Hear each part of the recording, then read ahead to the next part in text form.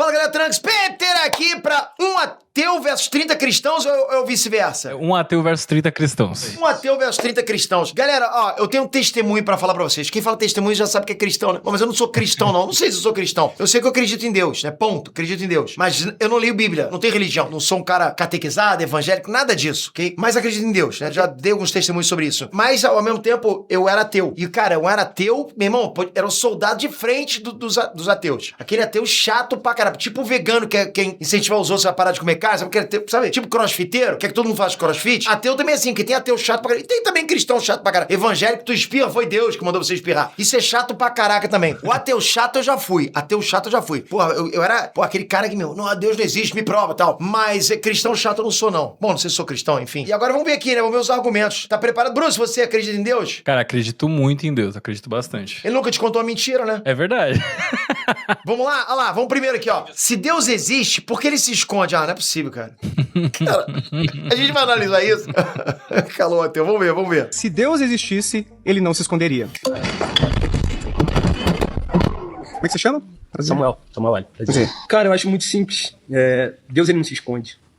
Eu acho que Deus, ele tá na natureza, Deus, ele tá em mim, Deus, ele tá até em você que não acredita em Deus. É porque assim, ele já parte do princípio, né, cara? Alguns ateus já partem do princípio que se existe Deus, Deus tem que ter uma imagem, entende? Ou seja, o nosso cérebro, ele funciona pra tentar entender Deus como nós. Bem que ele foi feito em imagem e semelhança dele, mas não significa que a gente é idêntico, que ele tem que ter uma forma, que ele tem que ter uma imagem, que ele tem que estar presente. Ele é onipresente, ele não tem que ter uma forma visual na nossa frente. Ele tem que ser o cara que tá ali, opa, beleza, e aí, como é que tá? Como é que tá teu dia? Eu penso assim, cara, a gente não pode moldar Deus com tempo e espaço. Deus sempre existiu, tá em todos os locais, é onipresente, onipotente. Então, é um conceito diferente de você tentar explicar algo através de ciência, física, nada disso, cara. Eu sinto a presença muito de Deus em ações, não em uma persona, né? Isso eu não sei. Ações, aí já entra no campo, acho que mais sobrenatural. Eu prefiro não entrar assim. Bom, se bem que o que eu tô falando também é sobrenatural. Se eu acredito nesse Deus que eu falei, também é sobrenatural. Não vou negar. Mas eu acho mais fácil acreditar nisso do que acreditar que isso aqui, cara, surgiu com a evolução, com o Big Bang. Se você me provar que isso aqui surgiu com o Big Bang em 13 bilhões de anos, mostrando matemática, probabilidade, eu volto atrás. Falo, beleza, Deus não existe. Sabe o que é mais fácil de acreditar ainda? Mais fácil ainda. Mais fácil acreditar que isso aqui, essa garrafa aqui, pode ter surgido assim, ó. Pum, puf, surgiu. Foi criacionismo. Mais fácil acreditar que isso aqui surgiu do que a gente. A nossa composição, nosso genoma é muito mais sinistro que a composição atômica dessa garrafa aqui. Irmão, não tem nem comparação, cara. Peraí que apagou a luz aqui, ó. Olha, tá vendo? Olha, ó, é Deus, hein, mesmo. Vamos lá, vamos continuar. Inspirando aqui hoje, o fato da gente estar conversando, pensar, tem um criador atrás disso tudo. Então a mesma coisa, se eu falasse pra você, cara, o criador desse relógio não existe, porque eu não tô vendo ele. Mas tá aqui a prova. O ser humano é a maior prova da existência de Deus. Não adianta eu pegar aqui argumento científico, falar coisas bonitas, mas aqui eu tô vendo pra você. Eu tô vendo você, a criação de Deus. Mas eu poderia dizer que a gente tá numa realidade simulada e tem alienígenas superpoderosos que criaram isso tudo e dizer que estamos aqui conversando sobre... Pode, eu acho que pode também, mas a gente vai chegar num ponto, sabe, numa singularidade. A gente tá numa realidade simulada, os alienígenas estão fazendo, né, criaram essa realidade simulada, mas quem criou os alienígenas? Ah, não, mas eles também estão numa realidade simulada. E quem criou os alienígenas que criaram a realidade deles? E a gente vai chegar um momento que tem um ponto central. Se a gente enxerga Deus como criador, se a realidade fosse criada por alienígenas, de fato alienígenas seriam os deuses criadores, né? Se a gente for ver Deus como criador. Cara, você não pode realmente afirmar que nós não estamos numa realidade simulada. Pode ser que a gente esteja. Sabe o que é mais impressionante nisso tudo, Bruce? É que mesmo nessa realidade simulada, a gente pensa em Deus. Não é impressionante? Mesmo que essa realidade tivesse sido feita por alienígenas, será que eles deixaram o livre-arbítrio pra gente pensar em Deus? Será que todas as realidades simuladas pra trás, em todas as camadas, todos eles acreditam em Deus? Será que não é uma coisa comum em qualquer tipo de ser vivo, em qualquer tipo de ser pensante, não importa se é virtual ou um ser físico? Eu acho que sim. É uma coisa do próprio pensar. Se pensa, a gente vai ter que tentar entender de onde que a gente veio. E como a gente chega num ponto onde não tem explicação, é Deus. Deus criou tudo. E não só isso, pra mim a explicação de Deus não é isso, cara. A explicação de Deus tá em tudo, cara, em tudo quanto é lugar. Na composição perfeita do universo, no posicionamento das estrelas, na matéria escura, na posição da lua pra terra, na posição da terra pro sol, 1 centímetro a mais, um pouquinho a menos. Não teria vida na terra, cara. impressionante. Então eu acho que essa composição do universo, isso tem que ter tido um maestro, cara. Não pode ter sido ao acaso, não dá. Olha, é o que eu falo pra vocês, cara. A probabilidade matemática de não ter vida, de não surgir a vida como vocês conhecem, ele é tipo infinitamente maior. Inclusive, tem até um princípio que diz que se uma probabilidade alcança um número elevado a 50, já é impossível. A probabilidade da vida ter surgido na Terra, como se diz os cientistas, no espaço de tempo que tem a Terra, ou no próprio espaço de tempo que tem o universo, é de tipo em milhões, elevado a milhões. Não dá, cara. Não tem como. Tem que ter numa sopa, num caldeirão de água, porra, que não tinha nenhum aminoácido pronto. Você tinha que ter primeiro uma cadeia de aminoácidos lá. Tinha que ter juntado as primeiras proteínas pra formar uma cadeia de aminoácidos. Meu irmão, não dá. A probabilidade é infinita pra isso. Eu só acho que a gente não tá vivendo em uma realidade simulada, porque você já saberia. Você tá aí há muito tempo, você já teria percebido alguma coisa. Tá bom, cara. Estamos aqui conversando sobre alienígenas, se estivéssemos, tá? Supostamente, e dizer que isso é prova de que eles existem e tudo. Ou seja, não é porque a gente está discutindo uma questão que exista aquela entidade sobre a qual estamos discutindo. Há explicações alternativas para existirmos, para estarmos levantando a hipótese de que existe um ser criador, todo-poderoso, sumamente bom e assim por diante, entende? E outra coisa, a gente encontra versões tão distintas dessas divindades em diferentes religiões, como eu estou argumentando. Só que a gente tá falando do Deus cristão, correto? Cristão. Você tá debatendo com 30 cristãos. Isso. Então, a Bíblia fala, os céus proclamam a glória de Deus e o firmamento anuncia as obras de suas mãos. Se você sai lá fora, você vê o céu, tá lá a maior obra de Deus. O ser humano, a natureza, a chuva que caiu ontem em São Paulo, o vento que quase derrubou as casas em São Paulo, tudo é obra de Deus.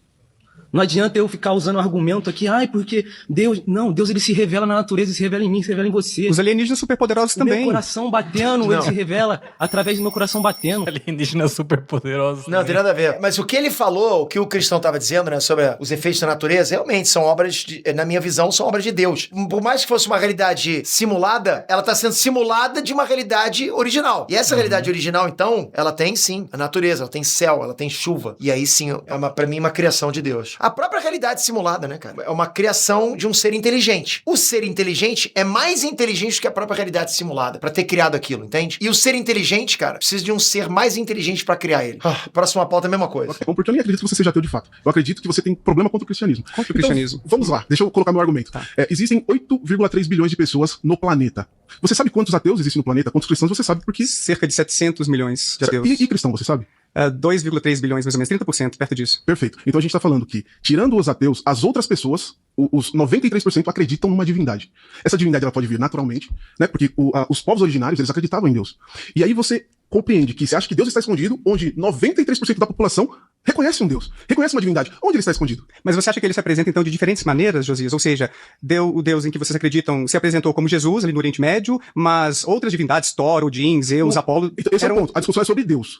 Deus, naturalmente, quando o homem ele é gerado, intrinsecamente está dentro dele. Por exemplo, você não precisa conhecer do cristianismo ou de nenhuma religião para saber o que é certo e o que é errado. Isso aí Esse debate ele nunca vai ter fim, cara, porque quem é ateu, e eu posso falar por experiência, quem é ateu procura explicação científica pra algo que não é científico. Então, cara, não bate, não dá. O cristão tá ali dando explicação através da fé, da divindade, da sobrenatural. E do outro lado tá o ateu, se baseando em ciência, em fatos, em física. E sempre o ateu, e de novo falo por experiência, o ateu, ele sobe um pouquinho o nariz, ele acha que ele tá mais embasado. Por quê? Porque tem ciência do lado dele. Então, cara, não vai dar certo. E ao mesmo tempo o cristão também, vai ser, eu tô falando pra você o que tá na Bíblia. Se tá na Bíblia, tá certo. Cara, vai ficar uma guerra de ego ali muito grande. Não tem argumento que vai satisfazer o outro. Não tem. O argumento de um ateu, de ser ateu, propriamente ele cai porque a população mundial reconhece que existe uma divindade, reconhece que existe um Deus. Ele pode estar escondido pra você, porque você não quer ir para ele. Mas ele não está escondido. Ele foi revelado e está revelado. Mas a maioria da população não acredita no Deus cristão. Então, o seu problema é com o cristianismo. Não, eu não gostei desse argumento do cristão, não, cara. Eu também achei bem ruim, porque a maioria acredita em uma coisa, quer dizer que ela existe, que ela tá certa. Não tem nada a ver. Um Deus amoroso não permitiria o mal. Um Deus amoroso não permitiria o mal, vamos ver.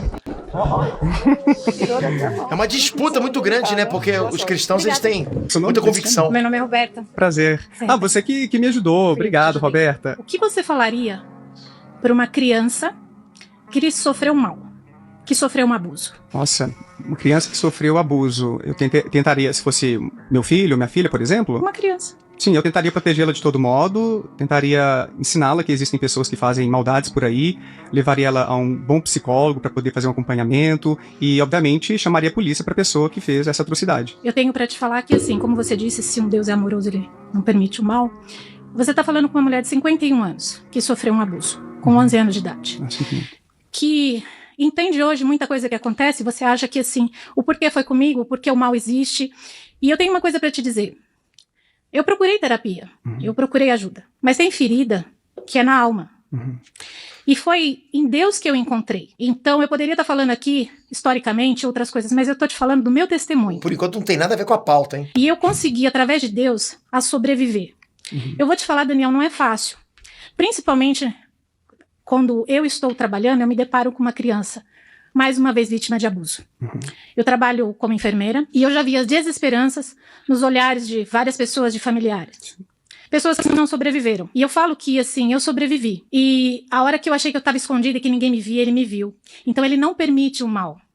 São as pessoas que fazem o mal. É difícil, é desafiador. É muita coragem pra estar aqui falando pra você. Com certeza.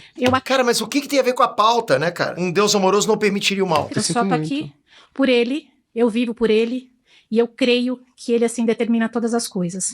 Eu agradeço pela oportunidade, pelo testemunho que eu tô te dando, e eu sei que milhares de pessoas podem ter desistido de viver. Cara, não teve nenhum argumento, eu não deveria nem ter levantado a mão, porque, pra mim, eu queria entender, eu acreditando que Deus existe, eu queria realmente entender, por exemplo, o Deus do Velho Testamento. Eu sou ignorante nesse ponto, ok? Eu realmente não entendo por que ele mandava queimar plantação, matar primogênito, aquelas coisas realmente ficam na minha cabeça. Não faz sentido, seria uma coisa boa pra eu aprender agora. Mas ela não respondeu nada, ela falou assim, olha, obrigado pelo meu testemunho, Deus é uma pessoa muito boa pra mim. E o que tem a ver? Parece que ela até concordou com o argumento dele, né? Que ela falando da história triste dela, parece que ela concordou que acontece. Não, pra mim não tem nada a ver, não tem relação com a pauta. Quase tirar a minha vida, por sem não ter perspectiva, mas foi nele que me resgatou.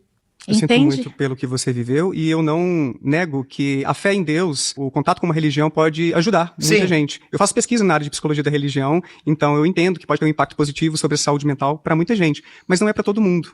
Tem pessoas que passam... Muito centrado esse cara, hein, cara? Porra, tá muito centrado, muito educado, bacana demais. Outras que acabam não encontrando o conforto que você encontrou. Isso é muito triste porque um pai ou uma mãe do lado de um filho que passa, ou uma filha, por uma situação de abuso, ou qualquer outro tipo de crime, de coisa horrível, estaria por ali mesmo para consolar, para ensinar, para dar um apoio, ou para fazer justiça também. Mas infelizmente não é o mesmo destino de todo mundo que passa por uma dor como a sua. Infelizmente muitas pessoas acabam continuando desamparadas e até colocando... Cara, eu vou passar essa pauta. De verdade. Pra mim não faz o menor sentido isso aqui. Ela meio que usou ele de terapeuta, né? Porra, não tá sendo discutida a pauta. Vamos de novo, ó. Um Deus amoroso não permitiria o mal. E onde está Deus aí? Deus está na totalidade das coisas. Todas as coisas foram feitas por bem, né? Tanto que isso está explícito na própria narrativa do Gênesis, né? Deus fez todas as coisas e todas as coisas foram boas. Só que nós temos a questão da liberdade. E Deus, como perfeitamente bom, né? Ele permite o homem a ter a sua escolha. Eu entendo o seu argumento, é interessante. As pessoas podem fazer escolhas egoístas, ruins, de forma a prejudicar terceiros. O problema, de acordo, por exemplo, com William Rowe, um filósofo, não sei se você o conhece, é que existe o mal ou o sofrimento desnecessário, inútil, injustificado. Por exemplo, uma doença que acomete um recém-nascido e ele acaba com poucos dias de vida não estando mais entre nós. Que tipo de bondade, que tipo de justificativa maior existe, por exemplo, nesse Cara, não é isso que eu tava querendo saber. A minha dúvida era realmente por que Deus, quando era ativo na parte da Bíblia, no Velho Testamento, por que ele era ativamente cruel? Eu não sei se é a palavra não sei se eu vou chatear algumas pessoas, mas porque realmente eu sou ignorante. Eu comecei a ler o Velho Testamento, né? Pra ver se eu pegava alguma coisa, mas, cara, eu vi muita crueldade ali, né, cara? Muito castigo de Deus. É isso que eu queria ver. Mas, sinceramente, esse tipo de coisa, por que deixa um nascer de uma forma ou do outro? Por que uma pessoa, sabe, tem uma doença, outra não? Isso pra mim já não é mais Deus. Na minha visão, Deus deu a vida e, cara, cada um por si. Eu penso assim, a vida tá feita, ele não vai... Eu acho que é o livre-arbítrio de tudo, não só das suas decisões, mas da própria vida por si só. De dor de um recém-nascido que não suportou aquela doença e morreu com poucos dias. Existe também vários tipos de dor ou de sofrimento no reino animal. Imagine... Eu sei que, por exemplo, o espiritismo explica que a criança nasce e morre por alguma doença, sei lá, foi alguma coisa que a pessoa que escolheu nascer naquele corpo pediu pra pagar e depois volta, reencarna com, sei lá, com algum tipo de evolução. É meio que relacionado a uma missão, né? Que a pessoa nasce com uma missão. Como se fosse uma missão. Eu não acredito em reencarnação. Eu já vi muita coisa disso, né? De espiritismo, né? Tanto é porque a Andresa assistia espiritismo direto do meu lado. Então, eu via por tabela isso. Mas eu acho legal o espiritismo, mas só a reencarnação pra mim que não faz sentido, cara. Eu acho que a gente não tem que pagar por um crime que a gente não lembra mais. Percebe? Mas eu tô chegando lá em cima, lá eu escolho o que eu vou pagar. Pô, pra quê? Pra que eu vim pra terra pra sofrer sem saber o que eu tô sofrendo? Acho que todo mundo, se é pra sofrer, se é pra ser castigado, o castigo tem que ser vivenciado sabendo o que a pessoa fez, sabendo por que tá sendo castigado. Na minha concepção de ser humano, é isso. Um cervo que acaba ficando preso durante um incêndio florestal e fica por 10, 12 horas agonizando de dor até morrer. Então você encontra muito sofrimento que não se justifica. Aí, tá vendo? Só isso que ele falou pra mim já cai por água abaixo, por exemplo, a reencarnação do espiritismo, né? Até onde eu sei, me diz aí, espíritas, existe reencarnação pra servo? Acho que não, né? Ou ele vem como servo, depois volta como cavalo até virar um ser humano, não sei. Quando a gente pensa nessa ideia de um Deus benevolente, todo-poderoso, que poderia evitar esses tipos de sofrimento desnecessários, até mesmo desastres naturais que não envolvem também o livre-arbítrio ou escolhas que as pessoas acabam... Também, cara. Eu também queria muito que tivesse um Deus que, porra, ficasse... Olha, não, você não vem pra cá não, vem pra cá, para, aqui você não vai atravessar. Isso seria muito utópico, né, cara? Aí tá forçando a barra pra caramba. Pra mim, Deus criou e é isso, cara. Da mesma forma que você, como pai, vai ter seu filho, mas você não vai estar com seu filho o tempo todo. E, cara, não é o propósito, entende? Se puder, a gente estaria. Mas não é o propósito. Acho que tem que pensar assim. Deus deu a vida, você deu a vida pro seu filho e pronto. Só que o filho você não fez pra você, você fez pro mundo. Nós somos filhos de Deus dessa forma. Deus deu a vida pra gente e nós somos feitos pro mundo. Qual é a pauta aqui? Se o inferno existe, Deus é injusto. Vamos ver. Se o inferno existe, Deus é injusto. Esse cara aí não entende nada que ele falou. Tudo bem? Prazer. Tudo bem, prazer. Como é que você chama? Charles. Charles. E o que você pensa sobre o inferno, esse sistema de salvação? Uns vão pro céu, outros pro inferno. Você acredita no limbo, em purgatório? Como é que é a sua visão sobre isso? Primeiramente, a gente tem que distinguir inferno como um estado de espírito, mas também como um local que não só sofre a alma daquele que morre. Agora, o tema que eu trago aqui é o seguinte, pegando até um pouco o tema anterior, entendendo como palavra de Deus. A questão, quando a gente vem falar de inferno, é que temos a noção que o inferno vai existir quando eu mesmo alimento esse inferno aonde eu estou presente. Eu posso fazer disso aqui um Cara, explicação sobrenatural para um cara científico. céu, como para sentar nessa cadeira eu posso fazer disso aqui um inferno. E aí a gente se pergunta, quem vai ser o anjo ou quem vai ser o demônio? A minha questão que eu trago aqui para você é, se o inferno existe, Deus é injusto, porque se o inferno não existisse, a conotação de Deus não poderia ser bom e a presença dele constante no homem. Porque se a negação que trazemos aqui hoje, na visão dos cristãos para um ateu, é que Deus não existe, vamos assim dizer, é que o porquê tanto tempo para defender se o inferno existe, Deus é injusto, o que é que você pode... Eu não tô entendendo nada, cara. Pô, cara, pra ser honesto, tá difícil pra caraca também. Vamos pegar no embalo aqui, vamos ver. É o que fala, cara, essas explicações, o próprio ateu deve estar assim, ferrou. Nessa concepção que Deus realmente não é bom, por um estado de espírito existir ou não. Não sei se eu fui claro. Não, um estado de espírito existir ou não? O inferno como estado de espírito. Mas eu acho O inferno não é pós-morte, cara? Não é isso? que não é assim que os cristãos em geral Exato. pensam sobre o inferno. Exato. É sobre uma condenação, ranger de dentes, não é sobre isso? Ele tem duas vertentes. Primeiramente, eu sou católico, viu? Tá. Ele tem duas vertentes. Há uma ala da igreja que diz que o inferno é esse ranger de dentes, como São Paulo vai falar, como o próprio Cristo vai falar, e ali haverá fogo e ranger de dentes.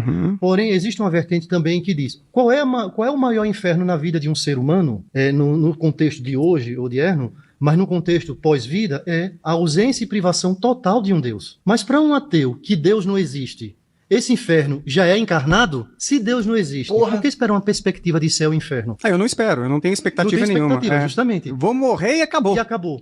Mas assim, é uma... Sabe como é que eu penso, cara? Esse cara aqui não tá entendendo porra nenhuma que ele tá falando. Sabe como é que eu penso? Em céu, nada, inferno. Pensa que quando você morre, existem 3 situações possíveis.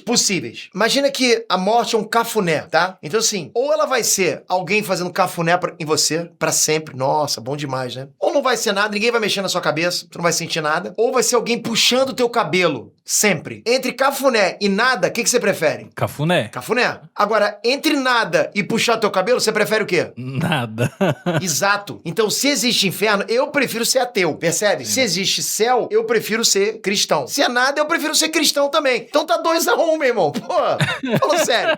Tá 2-1, cara. Por que o cara vai querer ser ateu? A troco de quê? Bom, próxima pauta, galera. Milagres não existem. Cara, eu também não acredito em milagres, tá? Acredito em coisas boas, acredito em ação, reação, acredito em energia. Peter, se é sobrenatural ou não, eu acredito sim que quem faz aqui vai pagar aqui de alguma forma, cara. Pode, sei lá, de repente o cara não conseguir pagar, deu muita sorte, mas, cara, qualquer besteira que eu tenha feito na minha vida, eu paguei. Ou vou pagar. E tipo, menor que ela seja, vai ter algum impacto parcelado ou lá pra frente, sabe? Bem a perder de vista, né?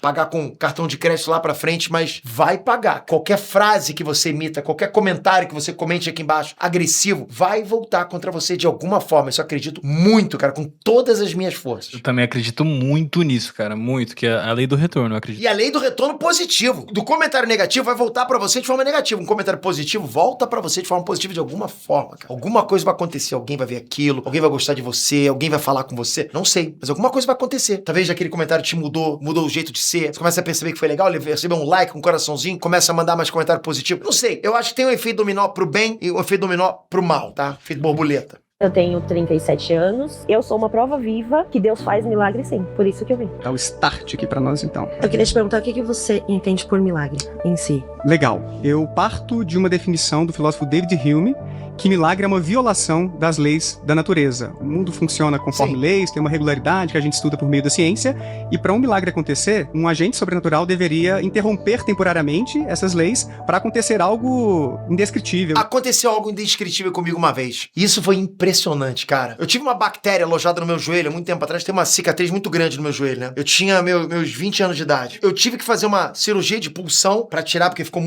muita coisa, muito líquido alojado na minha perna, ficou muito grande e tal. Depois fiz uma cirurgia e tal. E eu precisava tomar, 20 injeções. E cada injeção, na época, eu não vou lembrar o valor, tá? Mas era algo do tipo, como se fosse hoje. Era como se fosse uns 10 mil reais hoje cada injeção. Minha mãe não tinha esse dinheiro. E essa injeção era raríssima, raríssima. Cada injeção era uns 10 mil reais. Esse cara, se alguém é médico, tenta ver que injeção tinha que tomar, mas isso aconteceu realmente. E ela falou, né, pro hospital que não tinha esse valor, que não tinha como é que ia fazer e tal. No mesmo dia, entrou em contato, ligaram pra ela, dizendo o seguinte: é a senhora que tá precisando do remédio tal? Bom, eu tenho 20 injeções aqui pra doar. E a gente queria doar pra senhora. Ó, fico até arrepiado. Eu não sei se isso é milagre. Isso é milagre. Mas eu diria que é algo que se aproxima muito de um milagre, né? Minha mãe chorou, eu era garoto, não compreendi direito, achei uma coincidência. Mas hoje, analisando, eu poderia dizer que é Deus, sim. Previsível, que normalmente as pessoas consideram algo muito bom. Mas poderia ser uma coisa ruim, mas não precisamos entrar no ruim aí. Tá, eu vou te falar que realmente milagre existe em cima do que você falou. Tá bom. Assim, todo mundo viu que eu ando de muleta atualmente. Uhum. E por quê? Eu fiz uma cirurgia na coluna, onde dessa cirurgia eu peguei uma infecção hospitalar. Eu tive uma trombose na perna. Eu fiquei com meu pé como se tivesse tido um AVC. Uhum. Eu tive um TEP, que é um coágulo que se deslocou e foi parar no meu coração. E o médico virou pra mim e falou pra mim que eu teria apenas 10 dias de vida. Nossa. E isso foi perto do Natal, Uhum. o que aconteceu ano passado. E ali eu fiquei no hospital 2 meses consecutivos. E todo mundo vindo se despedir. E teve um primo meu, que é cristão. Ele é presbítero. E ele virou pra mim e falou assim que aquilo que estava acontecendo comigo não era pra minha morte. E sim, pra que Deus mostrasse o milagre dele na minha vida. Uhum. Então eu vim aqui pra falar pra você que milagre existe sim. E eu sou a prova viva que esse milagre existe. Que legal.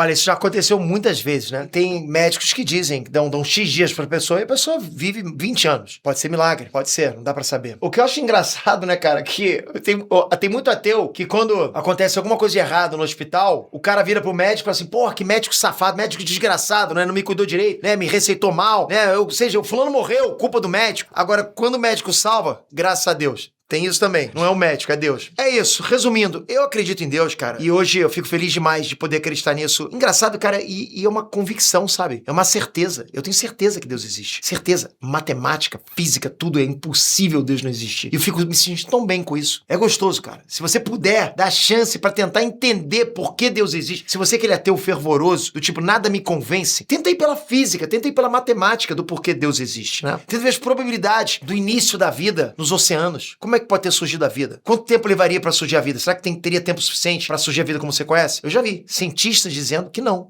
tem como, é impossível, não tem como, é impossível. Ah, Pedro, mas veio de fora. Não tem nem tempo no tempo hábil do próprio universo. O universo tem 13 bilhões de anos. Teria que ter trilhões, quintilhões elevado a quintilhões. É absurdo quando você olha a probabilidade. O primeiro filamento de aminoácido, cara, é quintilhões e quintilhões e quintilhões de anos. Uma coisa que esse tipo, não tem como, não dá. Bom, fica aí esse vídeo que eu achei bem bacana ter assistido isso aqui, né? Pelo menos dá pra gente pensar um pouquinho. Eu gosto de falar esse tipo de coisa. Tamo junto, Bruce, vou ficando por aqui, cara. Tem alguma coisa a falar? Não, é isso aí. Tô contigo também. Acredito que Deus é o maestro do caos perfeito. Tamo junto, galera. Até a próxima. Valeu, Bruce. Fui. Valeu.